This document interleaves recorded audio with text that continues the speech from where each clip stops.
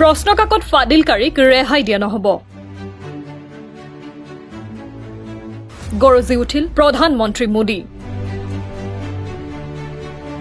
সামাজিক মাধ্যমত ভিডিঅ' বাৰ্তাৰ জৰিয়তে ঘোষণা, সিন্ডিকেটক বিফল কৰিব নতুন সংশোধনী বিধেয়কখনে।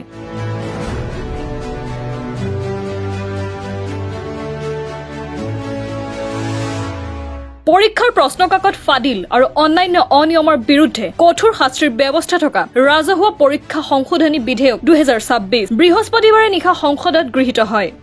বিৰোধীৰ একাংশই সদন ত্যাগৰ মাজতেই ৰাজ্যসভাই এই বিধেয়কখনত অনুমোদন জনায়। এই সংশোধনী বিধেয়কখনক আদৰণি জনাই প্ৰধানমন্ত্ৰী নৰেন্দ্ৰ মোদীয়ে সামাজিক মাধ্যমত ভিডিঅ' বাৰ্তাযোগে প্ৰধানমন্ত্ৰীগৰাকীয়ে কয় যে এই নতুন সংশোধনী বিধেয়কখনে দেশৰ পৰীক্ষা ব্যৱস্থাক অধিক শক্তিশালী, স্বচ্ছ আৰু বিশ্বাসযোগ্য কৰি তুলিব। লগতে প্ৰধানমন্ত্ৰীগৰাকীয়ে স্পষ্ট কৰি দিয়ে যে এই আইনী ব্যৱস্থাই যিকোনো পৰীক্ষাৰ প্ৰশ্নকাকত ফাদিল আৰু অনিয়মৰ বিৰুদ্ধে কঠোৰতম ব্যৱস্থা গ্ৰহণ কৰাটো নিশ্চিত কৰিব।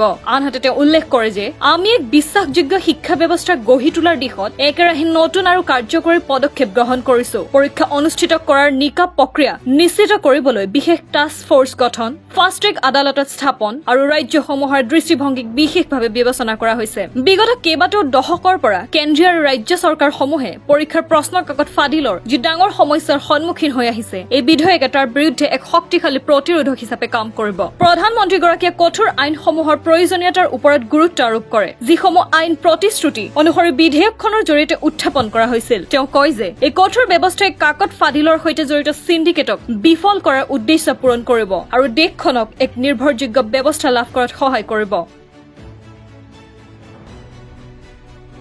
News desk report, news daily Assam digital.